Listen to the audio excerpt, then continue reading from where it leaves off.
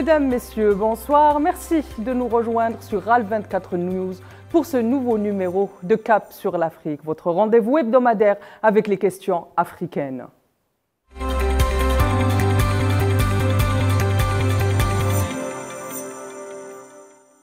Pour ce Cap sur l'Afrique, nous allons nous pencher sur un sujet qui fait la une des médias depuis la 77e session de l'Assemblée générale de l'ONU en septembre dernier à New York, à savoir la place de l'Afrique au sein de cette organisation internationale. Les avis et les points de vue divergent selon qu'on soit au nord ou au sud du monde. Pour en parler, j'aurai le plaisir d'être accompagné par Papa Damba Thiam, économiste et ancien fonctionnaire international, et de Prince Koya, docteur en sciences politiques. Pour tenter de répondre à cette problématique, nous allons, l'espace de ces 26 prochaines minutes, faire un état des lieux en premier lieu. Entre le continent africain et l'ONU, nous allons aussi essayer de comprendre quelles sont les ambitions de l'Afrique aujourd'hui quant à sa place au sein de cette organisation. Sans transition, je commence avec Papa Thiam. Bonsoir, Papa Thiam. Bonsoir, madame. Très bien. Alors, je vais commencer avec vous et on rentre dans le vif du sujet. Comment qualifiez-vous les relations entre l'Afrique et l'ONU aujourd'hui?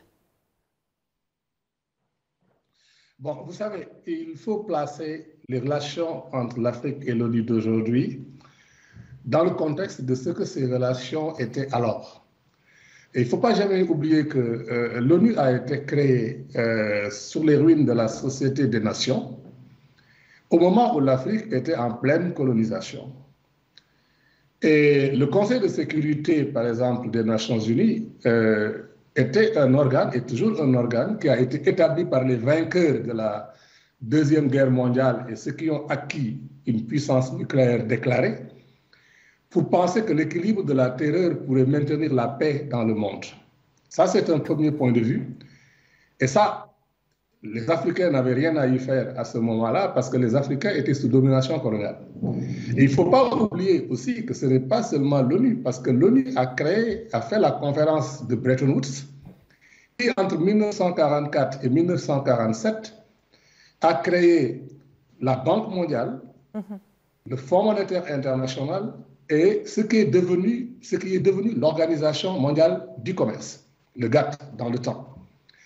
Et corrélativement au fait que les organes de l'ONU étaient plus politiques et sécuritaires, ces trois organisations ont été créées pour que, dit-on, pour éviter la guerre entre les vainqueurs de la Deuxième Guerre mondiale, on puisse leur garantir un accès équitable aux ressources dont ces vainqueurs avaient besoin et ont toujours besoin pour assurer leur développement économique.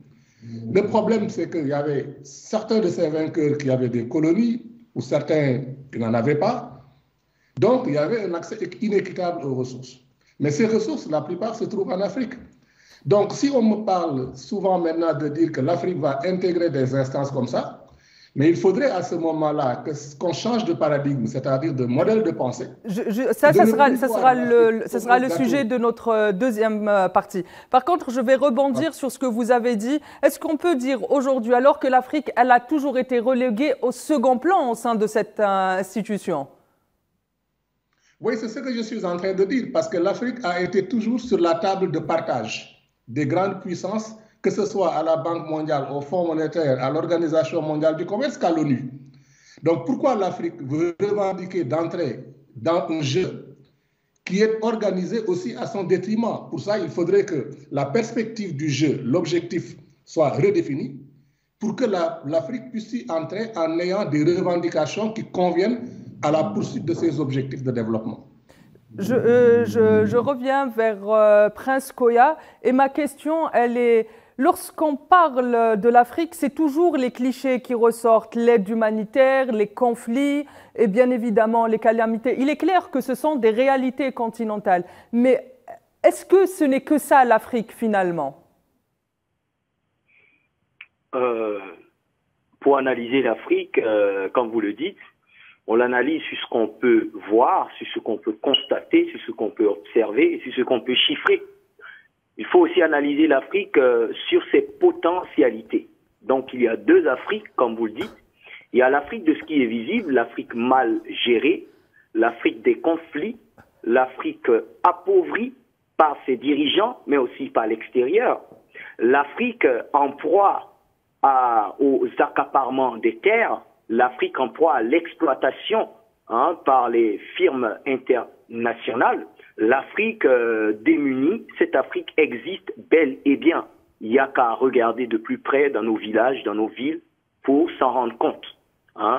Et puis, il y a cette Afrique, effectivement, qui est potentiellement le continent le plus riche du monde. Vous savez très bien que la richesse des nations, à la base, est fondée sur la possession de matières premières qui sont en fait le substrat de la vraie richesse. La monnaie qu'on a aujourd'hui n'est que finalement l'équivalent de mesure donc de ces richesses naturelles, l'or, le cobalt, le phosphate, le diamant, les terres agricoles, donc somme toute des matières premières minières et agricoles que nous avons sans aucune commune mesure avec un autre pays ou un autre continent dans le monde. Donc cette Afrique également existe.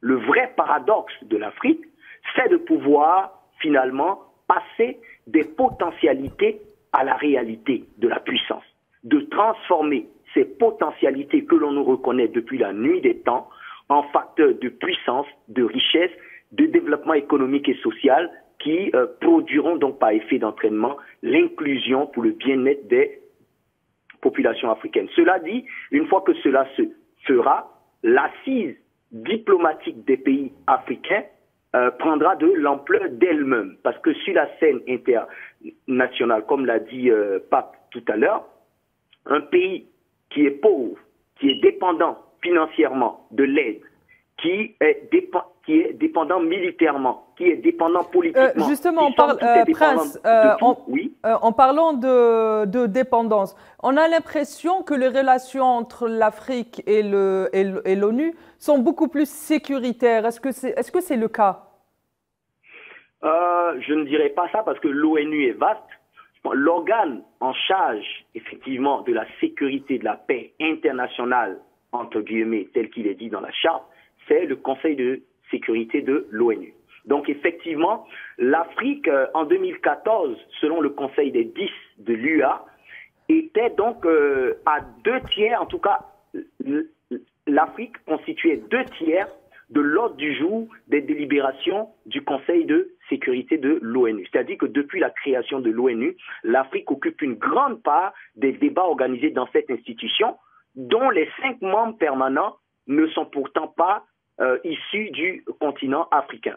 Donc, d'une part, l'Afrique a remis la sécurité de ses terres entre les mains du Conseil de sécurité de l'ONU. La preuve est que au sein de l'Union africaine, nous avons un Conseil de paix et de sécurité qui est lui-même calqué sur le Conseil de sécurité de l'ONU. Malheureusement, ce Conseil de paix et de sécurité africain institué depuis 2002, notamment grâce au protocole de Durban, n'est point parvenu à aucun moment à juguler aucune crise militaire sur le continent africain, que ce soit au Soudan, que ce soit en Éthiopie aujourd'hui, que ce soit en Libye ou que ce soit encore au Mali.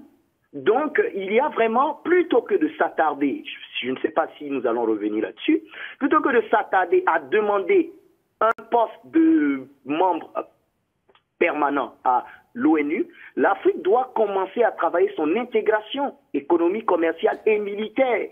Justement, on va y revenir parce que ça a été un des points culminants de la 9e conférence sur la paix et la sécurité qui s'est déroulée à Alger. On va en revenir et je rebondis sur ce que vous dites pour poser une question à Papa Thiam qui a déjà commencé à en parler.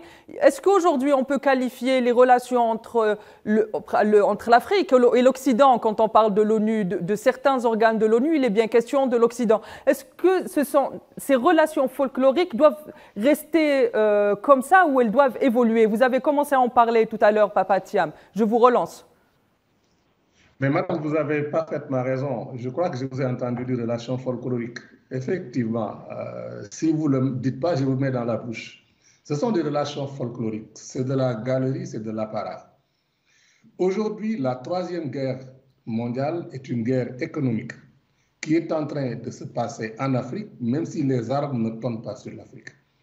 Les puissances sont en train de se neutraliser, de s'affaiblir. On allume des contre-feux en Ukraine. On veut en allumer, par exemple, dans la Chine de Taïwan. On veut en allumer partout pour s'affaiblir mutuellement et de manière à pouvoir avoir la latitude de continuer à faire du pillage sur l'Afrique. Parce que le gros problème de sécurité en Afrique, c'est l'installation d'une économie de guerre permanente que des grandes puissances soutiennent au travers des intérêts de leurs sociétés multinationales ou de leurs hommes d'affaires privés. Et c'est la raison pour laquelle un pays comme la RDC ne peut pas connaître la paix. Alors, on entretient des fonctionnaires dans les bureaucraties, on entretient des missions de la paix. Vous allez aujourd'hui à Kinshasa. Moi, j'ai été en poste pendant 3 ans à Kinshasa. Les seules belles voitures que vous voyez rouler dans une ville de 12 millions d'habitants, c'était des voitures immatriculées ONU. Les bars, les restaurants de la Gombe, c'était aussi les gens de l'ONU. Le mètre carré s'est envolé dans les appartements parce que c'est l'ONU qui payait. Or, qu'est-ce que l'ONU a fait aujourd'hui au Congo? Sa première intervention au Congo en 1960 a été catastrophique. Et on ne peut même pas délier cela à l'assassinat de Patrice Lumumba. Donc, ce que les gens doivent comprendre, c'est que ces organisations-là ont été faites pour orchestrer et organiser le partage d'intérêts en Afrique. Et les Africains sont des spectateurs qui sont assis en regardant la troisième guerre se faire chez eux pour le contrôle de leurs ressources, tout en se comportant en spectateurs. Et le gros problème, ce que M. Prince a dit tout à l'heure, Koya, nos dirigeants sont complices parce que la plupart de nos dirigeants sont parmi les plus médiocres. Ce ne sont pas les plus diplômés, ce ne sont pas les plus intelligents, mais si vous voulez remplacer des dictateurs sanguinaires du genre Bokassa des années 60 par une autre forme de dictature, vous créez une dictature des institutions. Où vous prenez des va-nu-pieds, vous leur mettez le pouvoir, vous les armez jusqu'aux dents. On est en train maintenant de parler, tout est terrorisme en Afrique. Dès que vous voulez éliminer un opposant, vous dites qu'il fait du terrorisme.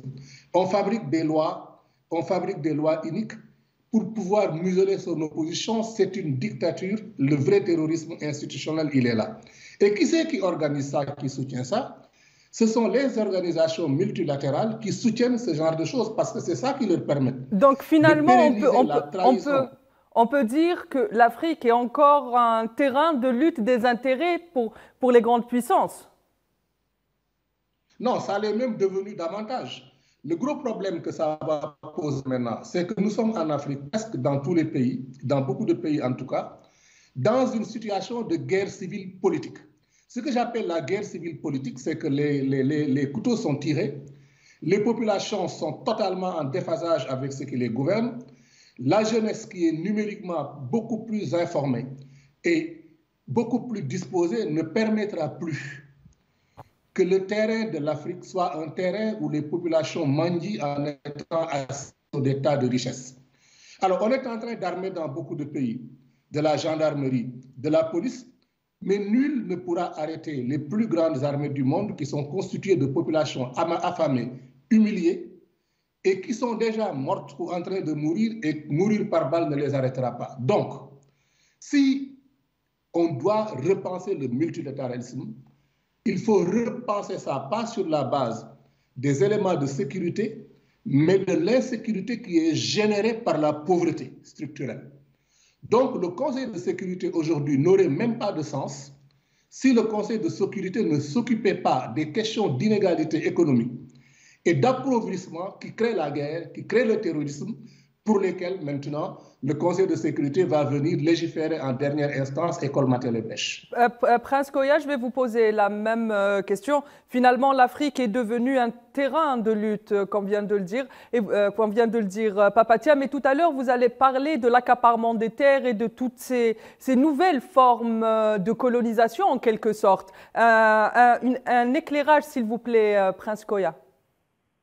Donc, oui, donc je reprécise mon propos, l'Afrique n'est pas devenue. L'Afrique l'est depuis les années 1400. Elle a été à partir du 19e siècle et elle continue à l'être donc dans une ère qu'on peut appeler, que d'autres appellent post-coloniale. Donc ce sont des nouvelles formes de domination, on peut le dire, qui sont mises en œuvre dans les pays africains, cette fois-ci devenus indépendants. Et comme John Gatlung le disait, l'impérialisme parfait à notre époque est cet impérialisme insidieux qui n'a plus besoin de recourir aux armes, mais qui utilise une domination douce, notamment par l'intermédiaire des STN, c'est-à-dire des sociétés transnationales. Elles agissent en douceur, il faut rappeler qu'elles sont des ressortissants d'autres pays. On parle de l'or aujourd'hui dans des pays comme le Mali et le Burkina. J'entends beaucoup parler de la France. C'est vrai que la France est un pays présent depuis très longtemps dans ces pays, mais on oublie par exemple que le plus grand exploitant d'or dans ces pays, c'est Barrick Gold. Barrick Gold qui est un ressortissant canadien. Donc pendant qu'on s'affaire à autre chose qui ne fait que pomper l'or de ces pays, alors qu'on sait très bien, et l'économiste avec nous va le dire, l'or c'est la meilleure monnaie au monde. C'est une hérésie que nos monnaies ne soient pas encore arrimées sur nos ressources naturelles que personne d'autre ne possède dans le monde. Et par exemple, on a par exemple le cas de l'or qui n'est jamais exploité par nos sociétés résidentes, c'est-à-dire des sociétés de nationalité africaine. C'est une hérésie. Je ne parle pas encore du gaz, du pétrole et d'autres matières premières stratégiques dont nous regorgeons. C'est un vrai problème de souveraineté. Pape a donné un cas tout à l'heure disant qu'il y a un problème de mauvaise gouvernance. J'ajouterais que finalement, le corollaire de la mauvaise gouvernance, sinon même le fondement de la mauvaise gouvernance, c'est l'absence finalement de souveraineté des États africains. Et cela est mon cheval de bataille depuis longtemps, parce qu'on a compris finalement que la France ne se ferait jamais spolier ses matières premières chez elle si elle ne le veut pas. Parce que c'est un État qui a quadrillé son territoire, tant au plan policier, militaire, économique. Elle a ses champions, elle a une armée, elle a des gouvernants, quoi qu'on dise, qui priorisent l'intérêt de la France. C'est la même chose pour les États-Unis, pour le Japon et pour l'Allemagne. Et quel est le problème donc des pays africains où n'importe qui peut venir faire n'importe quoi sur leur territoire? Il y a un manque donc d'effectivité gouvernementale des États à tous les niveaux, tant au plan sécuritaire, au plan social, au plan économique. Les États africains sont défaillants. Il y a vraiment une nécessité de revenir au concept de ce qu'est la souveraineté et de ce qu'est son effectivité sur les territoires africains. Tant que cela ne le sera pas, le mur sera fissuré et le lézard pourra y entrer et danser comme il a toujours fait depuis bientôt 600 ans, donc 6 siècles. On passe à la deuxième partie de notre émission. On va essayer de comprendre qu'est-ce que c'est avoir un siège de membre permanent au sein de l'ONU, quel est le rôle des pays qui ont un siège non permanent. Mais avant, nous allons faire une petite parenthèse. Lors de la 9e conférence sur la paix et la sécurité en Afrique tenue à Alger, il a été question pour les présents de se mobiliser et de mettre l'accent sur le fait de faire entendre la voix africaine unifiée. Papa Thiam, un mot sur l'importance d'avoir... Pourquoi c'est important aujourd'hui pour les pays africains d'avoir un siège au sein de l'ONU? Honnêtement, je m'en fiche complètement. Parce que ce n'est pas le sujet. Moi, j'ai décidé d'arrêter de participer à des conférences prétextes ou qui sont simplement du show où nous sommes des faire-valoir. Aujourd'hui, moi, je suis prêt à soutenir et à faire l'advocacy pour qu'on ait un siège permanent au Conseil de sécurité de l'ONU si les objectifs et le modus operandi du Conseil de sécurité sont redéfinis de manière à refléter les priorités de développement de l'Afrique. Parce qu'aujourd'hui, si vous regardez le Conseil de sécurité de l'ONU, il a été établi pour assurer les problèmes de développement des vainqueurs de la Deuxième Guerre mondiale. Vous allez me dire aujourd'hui qu'un pays comme l'Allemagne, normalement, qui a perdu la Deuxième Guerre mondiale, mais elle n'a même pas besoin d'être au Conseil de sécurité. Pourtant, c'est la première puissance industrielle européenne, parce que tout simplement, l'Allemagne fait partie de l'OTAN. Dans le groupe de l'OTAN au Conseil de sécurité, il y a les États-Unis, il y a la Grande-Bretagne, il y a la France. Ça, c'est un.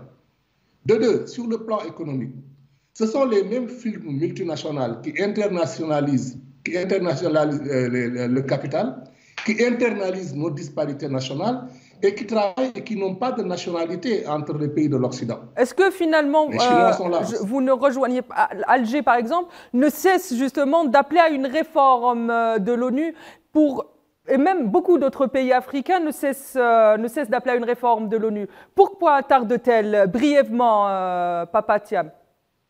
Elle tarde parce que ce n'est pas l'intérêt des gens qui gèrent l'ONU. Ce n'est pas leur intérêt. Et c'est la raison, même la Chine, regardez même la Chine. Aujourd'hui, la Chine, qui normalement avait l'habitude de faire bande à part par rapport à l'Occident, la Chine n'encourage pas la mise à disposition d'un siège permanent de l'Afrique aux Nations Unies. C'est d'intérêt économique, madame. Donc il faut que les Africains, comme le disait M. Koya, prennent leur destin en main en disant que si nous allons nous asseoir à une table, voilà l'agenda sur lequel nous voulons discuter. Si vous ne nous conviez pas à cet agenda, restez chez vous. Nous allons faire nos propres sommets, mais nous allons travailler en amont les questions qui nous sont essentielles et nous allons y inviter les gens à venir discuter chez nous. Tant que les Africains ne feront pas cela, ils vont se présenter comme des bêtes de zoo à qui un chef d'État fait la tape sur le dos, prend par la taille et celui qui pensait ne pouvoir être à pareille fête va penser que l'Occident ou les gens, ou l'Occident ou la Russie ou n'importe qui, va protéger ses arrières pour assurer leur intérêt. Mais ce que j'ai dit, c'est que j'ai de très mauvaises nouvelles pour ces gens-là, parce que si on regarde ce qui se passe avec la jeunesse africaine, si on y prend garde, cette jeunesse va balayer dirigeants et ceux qui sont derrière. Et à ce moment, c'est le chaos, comme ce qui s'est passé en Libye, où on ne sait plus comment contrôler cette situation de dérapage sécuritaire et multidimensionnel. Je vais rebondir et je passe vers Prince Koya. Est-ce que, à la lumière de ce que vient de nous dire Papa Thiam, la ZLECAf, par exemple, ne peut pas être justement un moteur de ce qui est en train d'être mis en place aujourd'hui pour l'intégration et plus d'échanges entre les pays africains? Oui, donc justement, avant de rebondir sur la ZLECAf, j'aimerais appuyer ce que Papa dit et peut-être même aller plus loin. En fait, pour moi, depuis l'éclatement de la guerre russo-ukrainienne, l'ONU et notamment le Conseil de sécurité, qui est la pierre angulaire, faut le dire, l'ONU n'a même plus son sens. Vous trouvez que je suis un peu dur? Pourquoi? Parce que l'ONU, dans sa charte, stipule clairement, notamment dans son chapitre 7, que tous les États voyous, c'est-à-dire ceux qui se sont rendus coupables d'actes de violation de la paix, de rupture de la paix ou d'agression, seraient sanctionnés ou bien ils seraient mobilisés contre eux une force pour aller leur imposer la paix. Cela n'a jamais été le cas lorsqu'il s'agissait d'un pays détenteur du droit de veto, donc d'un pays membre permanent. On l'a vu avec les États-Unis, on le voit avec les Russes aujourd'hui. Et pour moi, l'ONU n'a plus son sens d'être, c'est-à-dire maintenir la paix et la sécurité internationale dans le monde. Voici pourquoi il faut revenir finalement à la capacité des pays de s'auto-défendre, notamment au plan national, mais aussi au plan régional. Donc pour rebondir sur ce que vous avez dit par rapport à la ZLECAf, il faut comprendre que la ZLECAf n'est que le compartiment économique de l'intégration africaine. Donc c'est une bonne chose, même si elle reste encore théorique, c'est quelque chose qu'il faut prendre. La ZLECAf a pour ambition de faire progresser l'intégration commerciale sur le continent africain pour que l'Afrique soit un continent où on peut commercer d'Alger à Johannesburg de manière libre, sans entrave ni tarifaire, ni non tarifaire. Donc, c'est un bon projet. Après, il faut attendre que cela puisse aboutir, parce que où est-ce qu'on en est avec la taxe Kaberuka de 2015? Il avait été demandé à des pays africains pour financer le budget de l'UA de prélever 0,2% sur les importations hors Afrique. Où est-ce qu'on en est? Le budget de l'UA est toujours dépendant de l'extérieur. Comment une union d'un pays, d'un continent qui a 55 pays peut dépendre encore d'un financement extérieur, sachant que la main qui est tendue est la main qui dépend. Comment encore on peut accorder du crédit à ce genre de projets qui sont menés si nous sommes incapables, malgré la richesse que nous avons, si Kadhafi à lui seul a réussi à financer la moitié du budget de l'UA, les pays africains sont capables de financer leur propre budget, ce qui veut dire qu'ils sont également capables de définir leur stratégie propre. Mais tant que leur stratégie propre ne peut pas être financée par eux-mêmes, elle ne pourra jamais être décidée par eux-mêmes. Et donc je vois en filigrane que la ZLECAf pourrait avoir beaucoup de problèmes, notamment dans le cadre des accords APE, des accords de partenariat et économique entre l'UE et les pays africains. Très bien, merci Prince Koya. C'est la fin du temps qui nous est imparti pour cette émission. Il en reste encore à dire. Nous reviendrons certainement dans nos prochaines émissions. Merci à Papa Damba Thiam, économiste et ancien fonctionnaire international, de m'avoir accompagné tout au long de cette émission. Merci Papa Diab. Merci madame, c'est moi qui vous remercie. Et merci aussi à Prince Koya pour sa pertinence comme à l'accoutumée. Merci. Merci, je vous en prie, c'est un plaisir. Mesdames, Messieurs, c'est la fin de ce numéro de Cap sur l'Afrique. Je vous donne rendez-vous la semaine prochaine pour un autre débat passionné sur une question africaine.